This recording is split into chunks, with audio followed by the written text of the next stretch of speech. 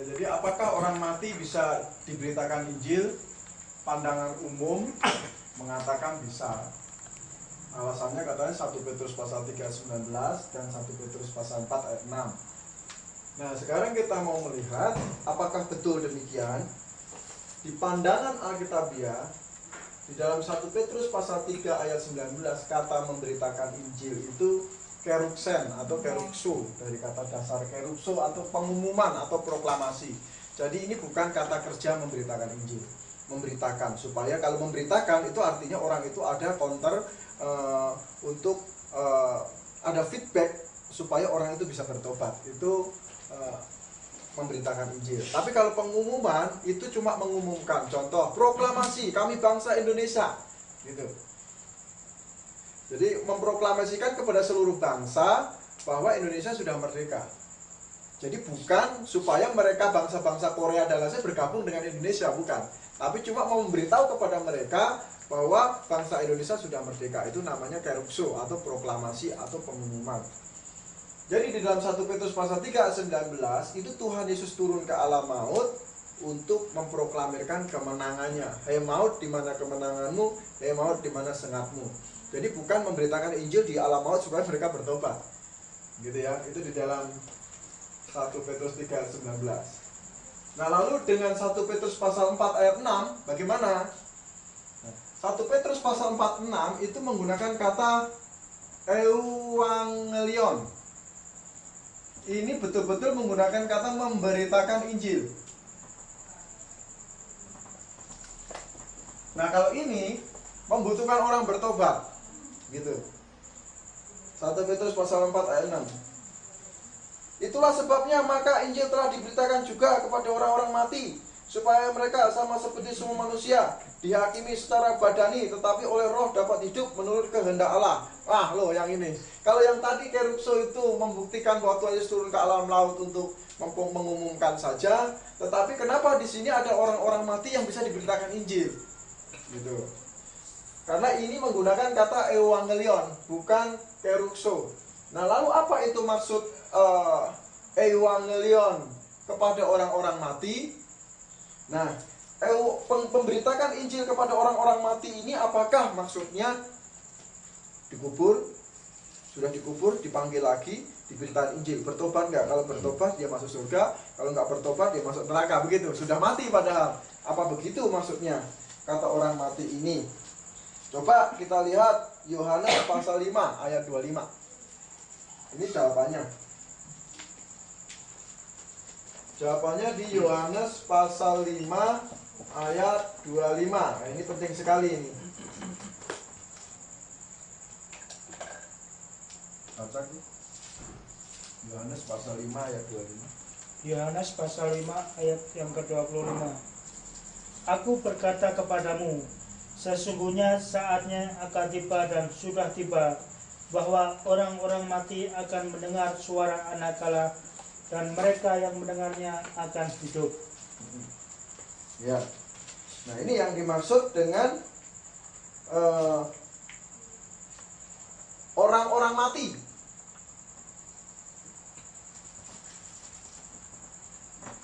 Orang-orang mati yang dimaksud di dalam 1 Petrus pasal 4 ayat 6 adalah orang-orang yang mati rohani. Bukan mati jasmani.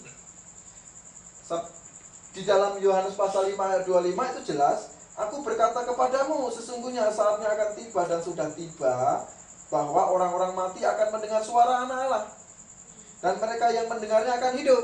Maksudnya apa? Mati rohani akan hidup secara rohani, begitu maksudnya.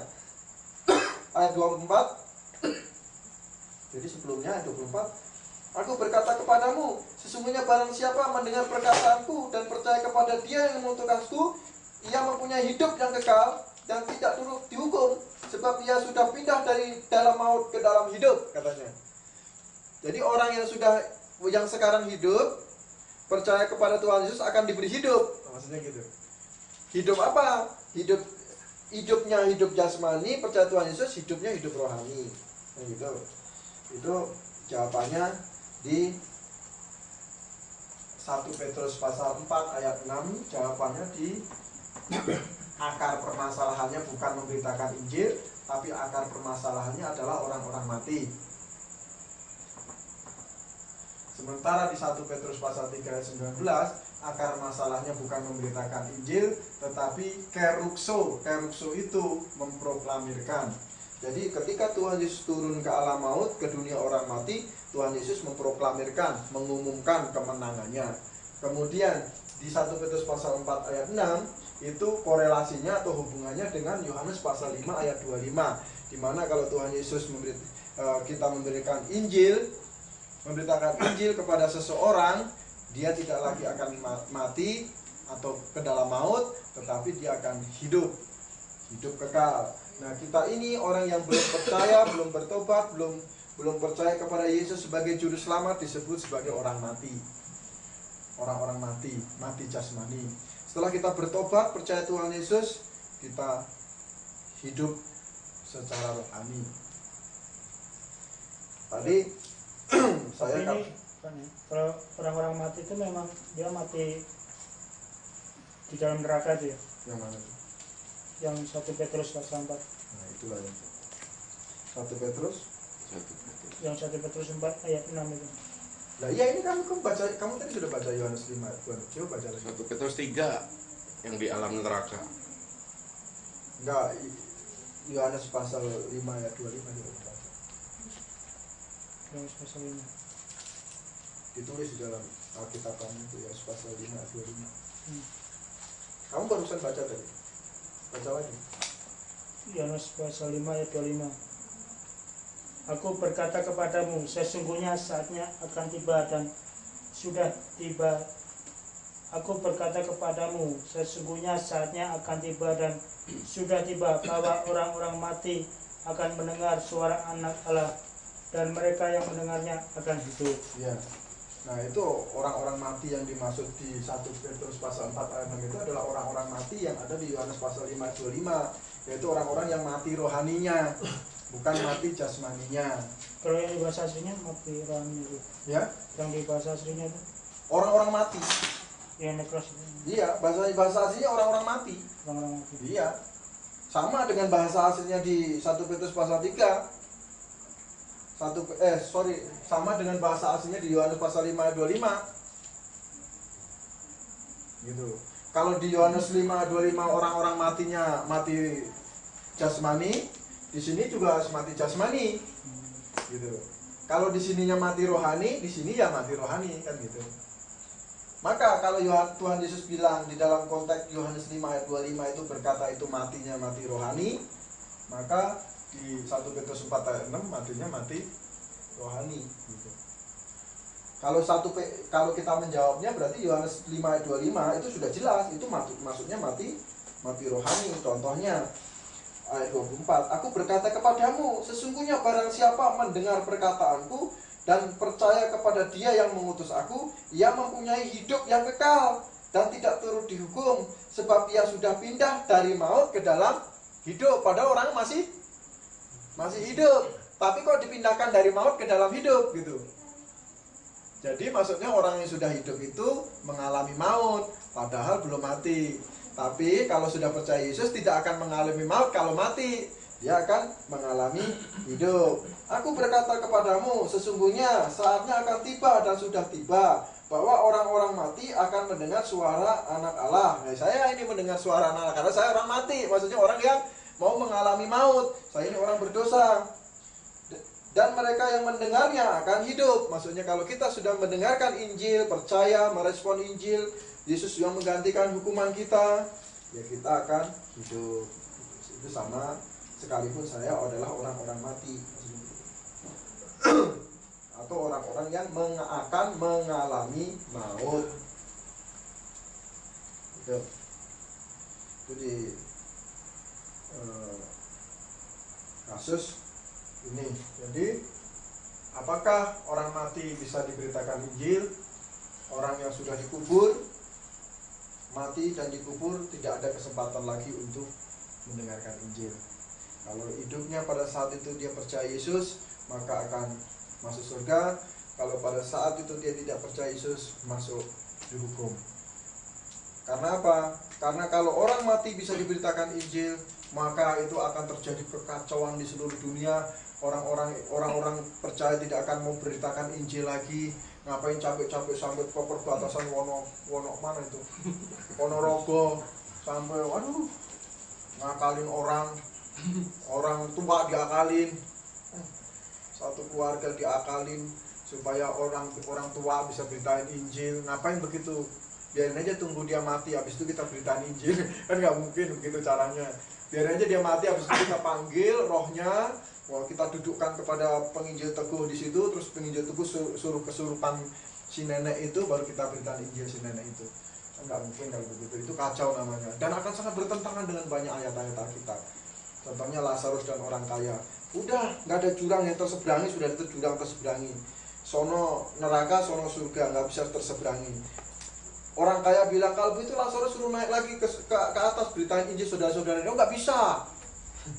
Jadi sangat bertentangan dengan banyak ayat. Ternyata rupanya kita salah menafsir. Jadi di dalam pandangan umum mereka salah menafsir kata keruksen, dan di dalam 1 Petrus pasal 4 ayat 6 salah menafsir kata orang-orang mati. Baik, sampai di sini ada ini lagi. Pertanyaan lagi? Kalau tidak ada, kita akan ganti topik ini. Baik, kita akan ganti topik. Bentar Pak. Oh iya. 1 Petrus 3:19 tadi keruksen itu yang mana? Oh, 1 Petrus 3 19. ayat 19, memberitakan Injil. Ya. Bahasa Yunani keruksen tulisannya gimana? Bahasa Yunaninya. Coba saya baca juga. Tadi Pak Jonathan bilang keruksen. Yang merah. Saya sih belum baca. Saya percaya Pak Jonathan aja karena dia sudah bisa baca juga. Kelihatan kecil banget. Di sini gue tulisin. Di sini kok yang mana nih? Mana? 1 Petrus Yang KL. Hmm? Ini WH Westcott. Wesh.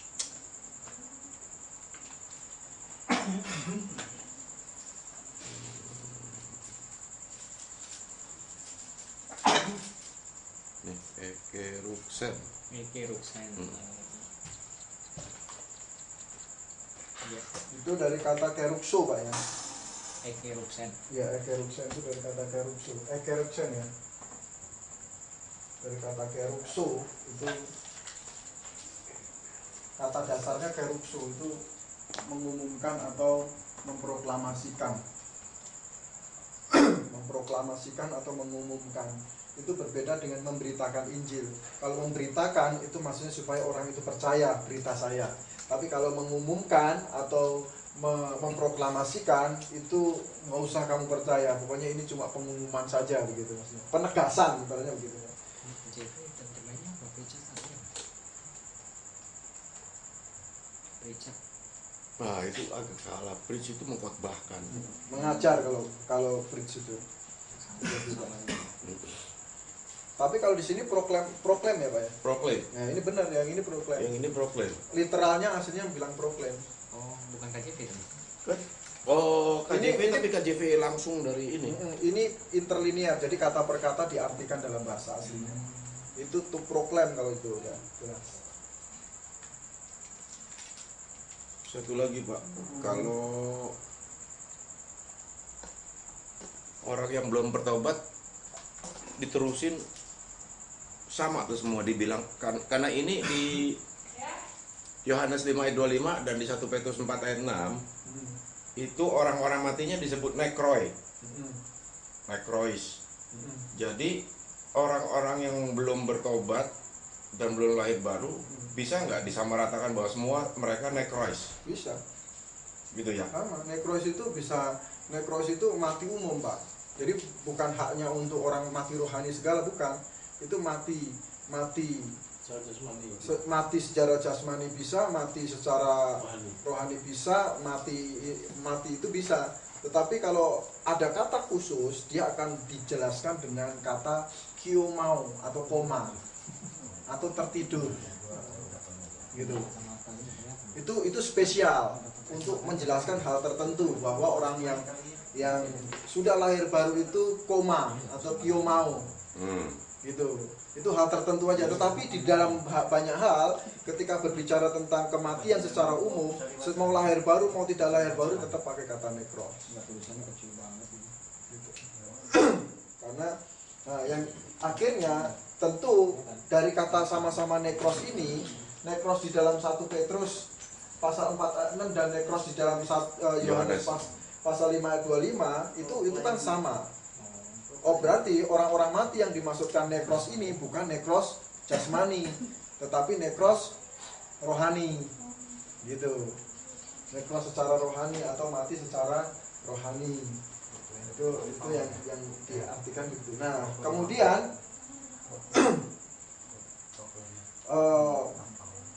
kata tertidur itu kalau tidak salah ada di dalam 1 Tesalonika. Coba saya ini nggak bawa tab saya, tapi coba saya di kata tertidur itu kalau tidak salah ada di dalam 1 Tesalonika.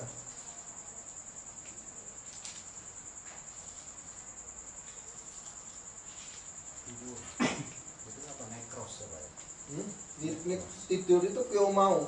Dulu pernah saya ketemukan itu beberapa ayat berbicara tentang koma atau kiomao.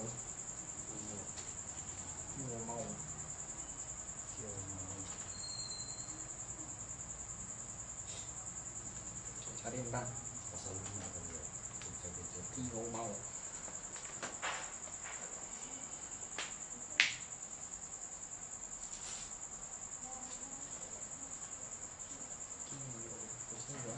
nggak tahu. 1 Tesalonika pasal 2 biasanya Pak. pasal 4, coba Pak, pasal 4 ayat 17 itu nekros itu. Saya cari yang tidur dulu. Ini pasal 5 ayat 6, Pak. Pasal 5 ayat 6 gimana Pak? Sebab itu baiklah jangan kita tidur seperti orang-orang lain, tetapi berjaga-jaga dan sadar. Sebab mereka yang tidur waktu malam, dan mereka yang mabuk Bukan, ini mah tidur beneran ini mah. Itu yang 6 itu kan Maksudnya tidur ini. seperti orang-orang lain. Tidur mati gitu Pak. Ada itu bahasa tidur mati. Bapak.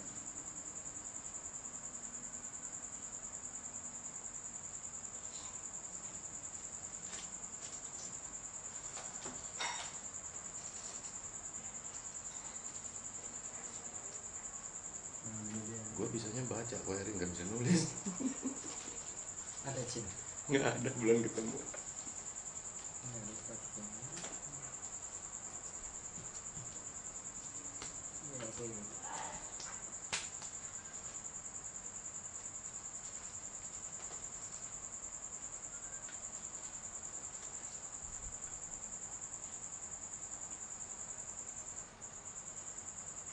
Nah itu di Efesus pasal 5 ayat 14.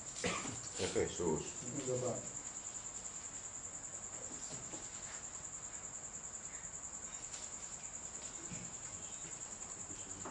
Bener nggak ini? Efesus pasal 5 ayat 14, coba saya cek dulu.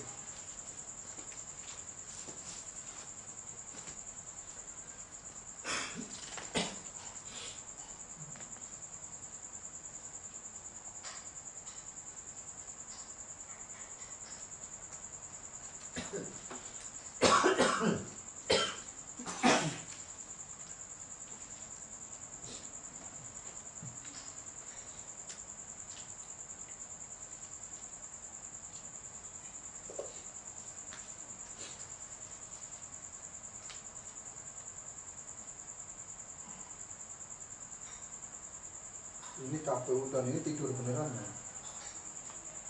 Nah, coba ini nanti saya cari mengenai kata koma ini. PR. Saya sudah catat tapi saya lupa tulis di sini. Nah, baik. Itu PR minggu depan buat saya. Kata kiumau. Nah, kalau kata mati di dalam tambahan untuk itu tadi pasal 4 ayat yang ke-16. Sebab itu pada waktu tanda diberi, yaitu pada waktu 1 Tesalonika pasal 4 ayat 16. Sebab pada waktu tanda diberi, yaitu pada waktu penghulu malaikat berseru dan sangkakala Allah berbunyi, maka Tuhan sendiri akan turun dari surga, dan mereka yang mati dalam Kristus.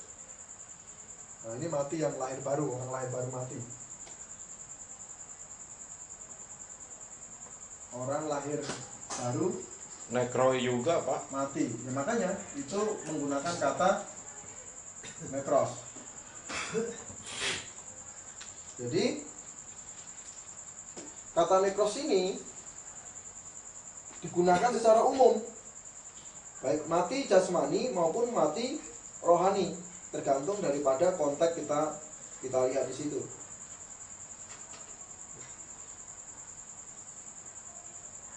Jadi ini nekros dalam Kristus akan lebih dahulu bangkit.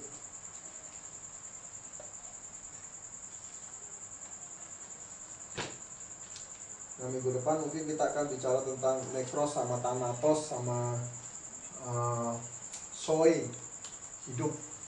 Itu perlu dipahami juga kalau begitu, sekalian PR-nya nanti.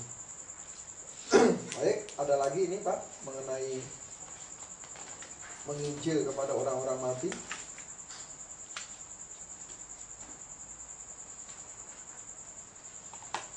Kalau tidak ada, kita ganti topiknya.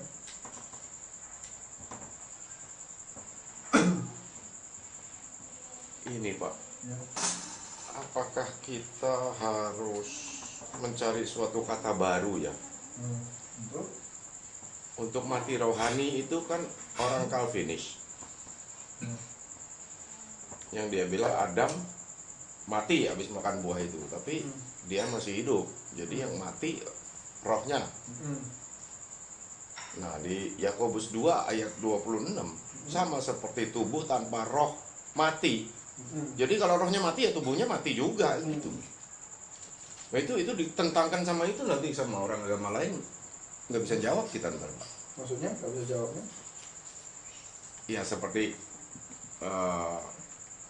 kalau kita katakan mati rohaninya atau mati rohnya, kalau mati rohnya ya mati juga orangnya gitu loh. Karena Yakobus 2 ayat 26 mengatakan Ya, tubuh kita tanpa mati. roh mati. Betul. Gitu. Jadi kalau kita katakan seseorang yang mati rohnya, orangnya juga mati. Maksudnya Yakobus berapa Pak? 2 ayat 26. Yakobus 2:26 itu bukan begitu maksudnya. Kalau Yakobus itu Ya memang itu dikaitkan dengan iman. enggak bukan. Itu normal aja kita terjemahkan. Saya terjemahkan ya Yohanes pasal Yakobus pasal 2 ayat 26. Ini saya terjemahkan. Yakobus pasal 2 ayat 26. Itu saya baca ya. Sebab seperti tubuh tanpa roh adalah mati, demikian juga iman tanpa perbuatan adalah mati. Iman tanpa perbuatan adalah mati, kita nggak usah bahas. Tapi yang kita bahas tubuh tanpa roh. Ya jelas itu tubuh tanpa roh ya mayit. Nah, Gitu. jadi kalau kita bilang nekros itu orang-orang yang mati rohnya, Nah ini bukan mati rohnya maksudnya. Tubuh tanpa roh adalah mati, bukan tubuh tanpa roh yang mati atau tubuh tanpa roh yang hidup, maksudnya gitu. Ini tubuh nggak pakai roh mati gitu. Ayat Ini ini. berarti nggak ada roh gitu. Iya. Kayak anjing itu, kayak bisa binatang Iya. itu. Tanpa roh. Ya, jadi tubuh kita ini tanpa roh mati.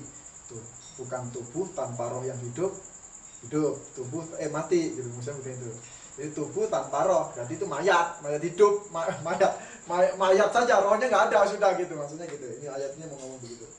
Jadi bukan yang seperti Bapak tafsirkan itu. Kalau rohnya mati, tubuhnya juga mati, bukan begitu. Ini nggak pakai roh maksudnya. Tubuh ini udah nggak pakai roh gitu, bukan tubuh ini pakai roh yang mati, bukan begitu. Tubuh pakai roh yang mati, bukan begitu. Tapi tubuh sudah nggak pakai roh yang mati, mayat itu namanya, gitu maksudnya ayat ini. Tubuh tanpa roh. Ya, Nah, kalau kayak binatang tuh gimana Pak? Allah binatang lagi. Binatang itu nggak ada roh. Binatang itu ada insting hidup. Binatang itu tidak ditiup nepes. Di dalam bahasa Ibrani nepes. Nepes itu jiwa. Kalau bahasa Yunani suke. Kalau bahasa Ibrani roh itu ruah. Bahasa Yunaninya pneuma. Jadi makhluk hidup selain manusia ya, tidak ditiup nepes.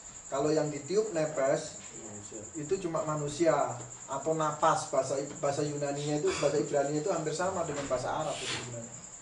Bahasa Ibrani nepes itu jiwa. Nah, jadi tidak ada di dalam Alkitab binatang ditiup jiwa gitu, maksudnya gitu. Jadi binatang tidak punya jiwa. Tumbuh-tumbuhan juga tidak. Dia punya insting hidup saja.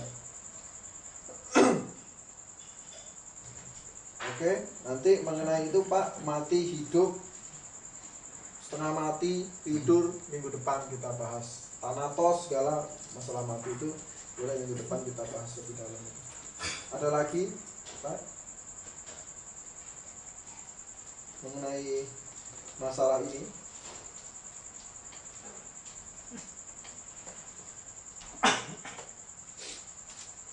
Untuk lebih memantapkan Pak Abeng tadi, coba buka dulu di Kejadian pasal 1 supaya orang kalau tanya ayatnya mana kan gitu. Kejadian pasal 2 ayat 7. Kejadian pasal 2 ayat yang ke-7. Ketika itulah Tuhan Allah membentuk manusia itu dari debu tanah dan menghembuskan napas hidup ke dalam hidungnya. Demikianlah manusia itu menjadi makhluk yang hidup. Ya.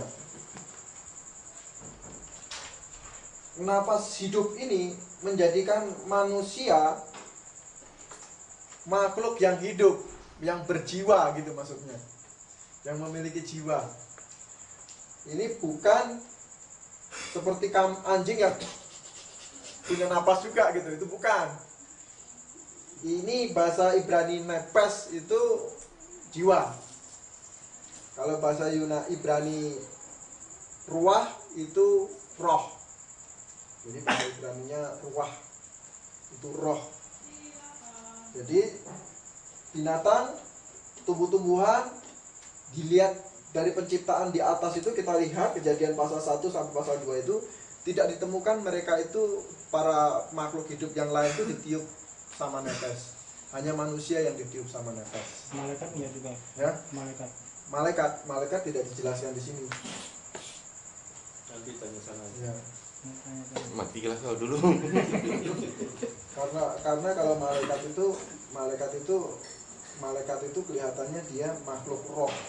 Jadi nggak perlu lagi pakai nafas. Ya. Iya, nggak perlu nafas. Makhluk roh.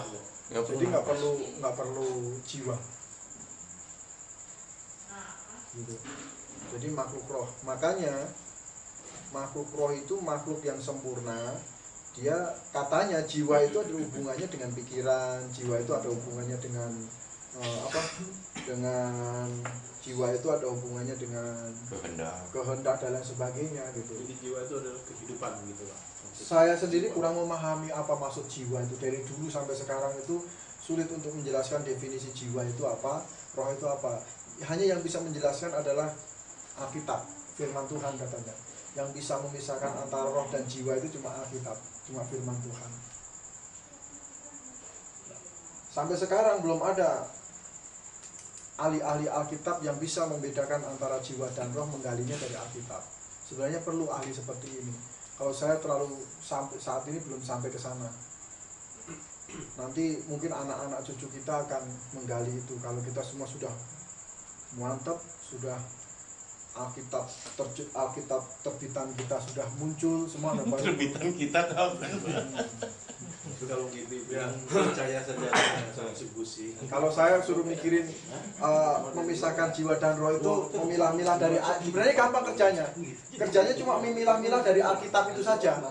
Karena jawabannya ada di dalam Alkitab. Gitu. Di dalam Alkitab kan cuma sudah bisa dijelaskan siapa yang bisa memisahkan antara roh dan jiwa, yaitu firman Tuhan. Firman Tuhan. Pedang bermata dua. Iya, bisa memisahkan antara roh dan jiwa. Ini udah ada di sini jawabannya. Cuma saya suruh mendefinisikan satu-satu itu, waduh, dari bahasa ini itu artinya wah ya nanti tunggu anak cucu kita lagi. Tapi yang jelas perasaan jiwa itu bisa jadi Pak. ya Bisa ya. bisa. Itu kan Yang bisa misahin cuma Firman Tuhan. firman Tuhan. Akal kita tidak bisa karena akal kita itu sudah nyampe. akal kita ini kita sendiri, akal kita ini jiwa paruh aja kita bingung. Tapi kalau Alkitab bisa, karena Alkitab itu memisahkan antara kerohanian itu sendiri Dalam jiwa. dan jiwa itu sendiri. Kelihatannya kalau sudah berbicara antara jiwa dan roh, itu kelihatannya itu seperti gini loh, seperti emas dan perak. Gitu. Emas dan perak kelihatannya. Sementara tubuh itu kelihatannya, ini saya hanya memperkira bisa salah gitu. Mungkin terlalu ekstrim begitu. Kalau tubuh itu kelihatannya mutunya paling rendah gitu. Makanya selalu dibilang kedagingan gitu. Tetapi kedagingan itu sendiri sebenarnya karena motivasi dari jiwa manusia dan rohani manusia yang bobrok. Jadi sebenarnya nggak bisa dipisah juga kalau secara akal. Kenapa kedagingan saya jahat? Karena memang jiwa saya juga jahat gitu, maunya enak terus gitu. Ya, dari pikiran. Ya, bagaimana jiwa saya? Karena kerohanian saya mati gitu, jadi susah juga. Kemana kalau kerohanian kita hidup, jiwa kita mungkin akan terpengaruhi oleh kehidupan kerohanian kita, juga oleh kehendak kita juga akan ini. Ini jadi tadi masalah jiwa dihembuskan tadi. Jadi jangan kita terpengaruh kepada binatang punya jiwa. Kalau binatang punya jiwa, berarti kita juga harus menyelamatkan anjing kita. Jiwa-jiwa yang terhilang. Anjing kita juga jiwa. Kucing, itu ada jiwanya. Kita selamatkan kucing. Itu tidak benar. Itu hanya punya insting hidup mereka itu. Binatang-binatang itu tidak punya jiwa, seolah-olah mengerti, tapi tidak. Sebenarnya mereka punya insting hidup saja. Insting sama pikiran itu sama nggak? Kalau anjing kan punya insting, arti Mungkin insting itu bagian dari pikiran. Jadi kalau itu pikiran itu satu bola gitu, insting itu paling sebagian kutilnya gitu ibaratnya. Kutilnya. Kalau Gitu. saya melihat insting itu adalah program yang dimasukkan oleh Tuhan. Mungkin begitu. Programnya dia lapar ya dia berburu, dia makan. Ibarat komputer itu Pak Iko itu IC BIOS-nya itu apa? Program kok, binatang itu program. Kawin aja ada bulannya gitu, nggak bisa semau dia. ada waktunya. Iya. Dan dia punya insting itu, kalau lu lihat di TV itu kan gajah, apa, kijang. Kalau di sini musim kering dia tahu ke sana cari airnya gitu. Iya. Itu diprogram sama Tuhan itu. Kayaknya Kayak robot gitu diprogram. Binatang itu tidak bisa dia marah itu Melanggar. Senyum. Marah dia. Binatang tuh marah sama saya gitu. Terus dia pura-pura senyum gitu. Kayak Marno. Padahal marah itu enggak ada begitu. Itu punya pikiran namanya dia. Binatang itu marah ya marah, senyum senyum. Kan saya pernah mau dimakan sama anjing buntung segede ini Pak. Gini lah. Itu anjing hitam, mukanya kayak punyanya Pak Christian itu. Anjing apa itu namanya? Bukan. Rottweiler. Rottweiler, wow, galak itu. Buntutnya buntung. Kalau buntutnya panjang kan bisa kita utek-utek, wah ini senang sama saya gitu. Ini gede. Jadi saya ini, waduh, saya juga berpikir, kenapa dokter Stus bilang, dokter Stus saya pergi ke kampus itu pakai sepeda. Enggak, jangan. Rupanya saya itu ada di bawah pengawasan dia. Kalau ada apa-apa dia bertanggung jawab. Rupanya begitu, dia punya tanggung jawab. Jadi saya datang ke sana itu, Brother Jeff itu cuma nyuruh saya, Firman, kamu anjingnya, kamu main-mainin tiap pagi, itu kamu main-mainin, ya, lempar bola, lari, lempar bola, tapi kamu latih dulu pelan-pelan gitu, habis itu latih jauh-jauh begitu, supaya ada pemanasan dia. Oh ya, anjing itu udah ngerti, lari lompat, wah, udah lempar, topak, panggil. Nah, kira-kira jalan seminggu kalau nggak salah, 5 hari sampai seminggu, saya lupa berapa harinya itu ada satu mbak-mbak begitu, ada satu bule gadis gitu, olahraga sampai gini-gini lari-lari gitu, anjingnya tuh ngejar saya, gede gitu, anjing tuh ngejar saya, terus si perempuan yang punya itu bilang gini, jangan, itu jangan kamu nyebut nama dia, anjingnya siapa nggak tahu, jangan gitu, no, gitu, udah begitu, saya itu mau Terus si anjing kecil itu idik buntutnya idik gitu, ambil bola, dilempar bola, suruh saya lempar bola lagi, lari lempar bola lagi begitu. Terus si anjing gede itu nggak ngapa-ngapain, saya cuma lihat kayak ngerti gitu. Terus saya dengus gini, hampir sebeginilah, dicium begitu, saya tetap diam begini. Terus dia bukan apa, dia takut.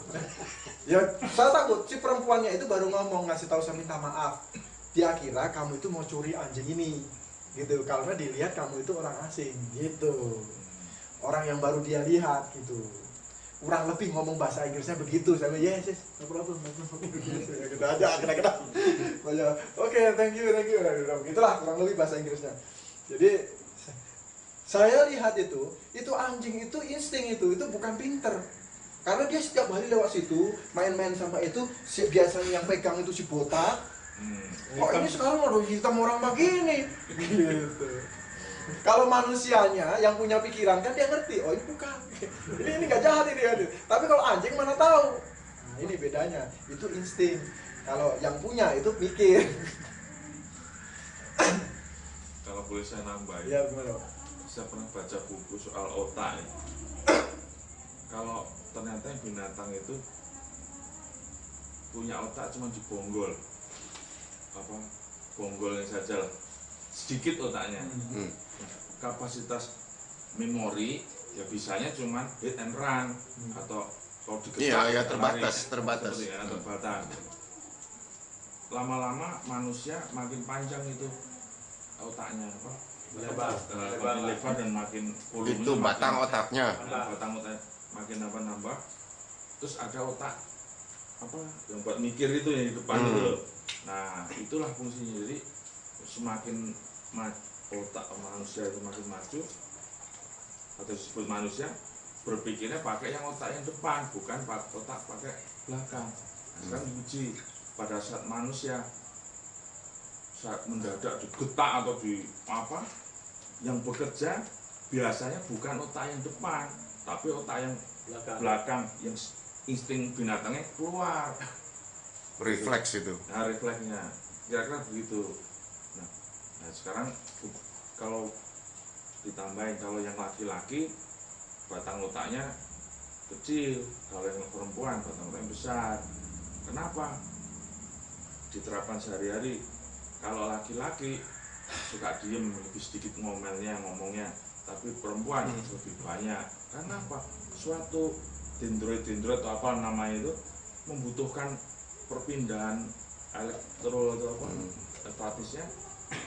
Kalau besar, kalau nggak lewat stromnya itu nggak enak gitu loh, makanya harus cerewet gitu loh istri.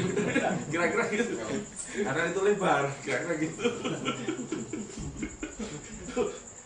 Itulah Ya, kira-kira. bagus, kurang lebih begitu ya. Jadi bagus masukannya. Ini ahli nasional geografi. Nah, apa lagi diterusin, Pak? Ya. Hawa nggak dihembuskan nefes. Hawa. Iya, Hawa. Karena Hawa itu Ngambil dari Adam nefesnya. iya, bukan Hawa itu diambil dari Tulang rusuk. manusia. Jadi Hawa itu bukan manusia kedua. Misalnya Tuhan ciptakan satu Adam. Ini ada bahannya debu tanah. Dihembuskan nefes, ini namanya manusia. Atau Adamah itu dari debu tanah, tanah Adamah itu dari debu tanah.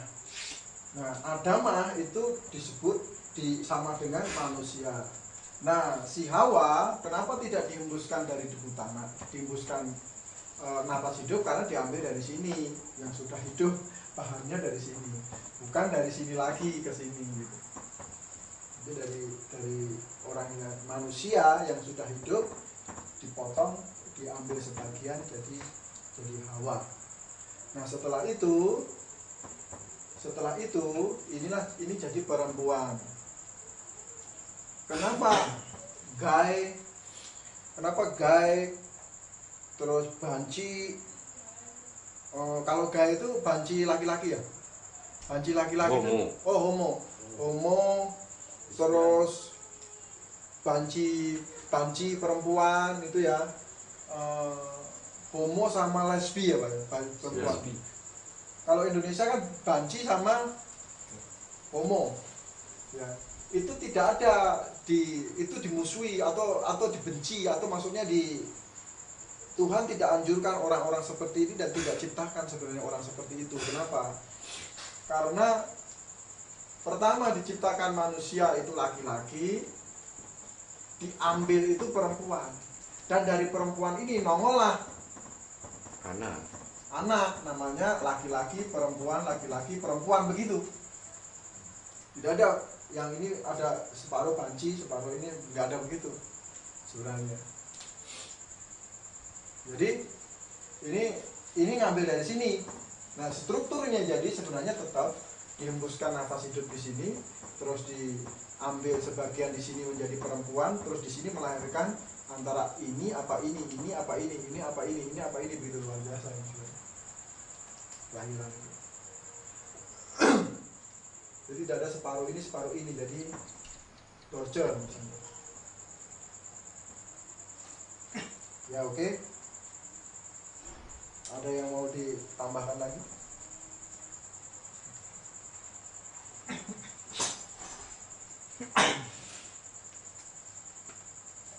Kalau tidak ada,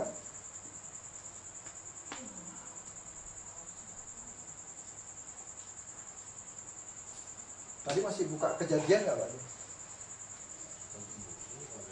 Kalau masih buka Kejadian, kita buka Kejadian pasal 3, itu tentang ular ini. Saya mau tambahkan sedikit hal yang menarik ini.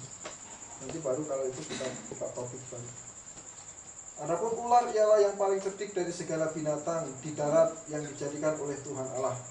Ular itu berkata kepada perempuan itu, tentulah Allah berfirman, semua pohon dalam taman ini jangan kamu makan buahnya, bukan? Nah, ini ular ini bisa terbang nih, yang ular Kejadian pasal 3 ini.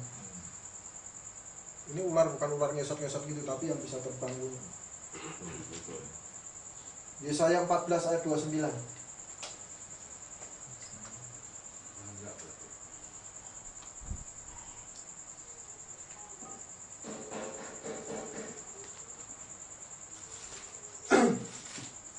Yesaya 14 ayat 29.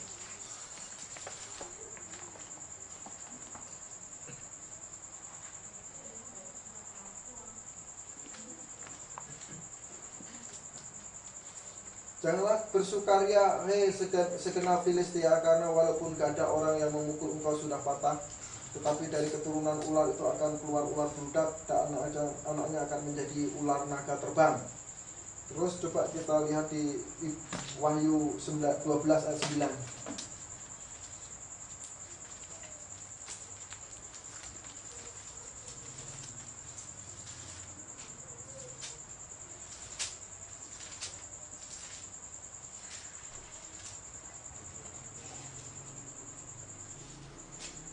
Dan naga besar itu, nah ini ya, tadi yang dibilang naga itu bisa terbang, ular naga itu bisa terbang.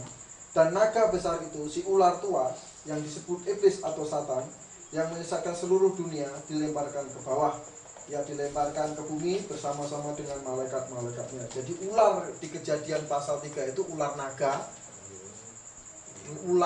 tua. Ular naga tua. Sementara ciri ular naga itu bisa terbang. Jadi ular naga tua itu si iblis atau Satan. Nah, banyak orang-orang ahli, banyak orang-orang liberal yang nyebutnya, ya orang-orang Kristen liberal itu nyebutnya ular hidup nih. Ular gak bisa ngomong, ular apa ini? Padahal kalau kita baca ayat per ayat di dalam Alkitab menarik sekali, itu ular naga tua. Di Yesaya pasal 14 ayat 29 ular naga yang bisa terbang. Di Wahyu 12 ayat 9 ular naga terbang. Ular naga tua. Jadi jelas ini bukan ular sembarangan. Baik, kita akan coba masuk ke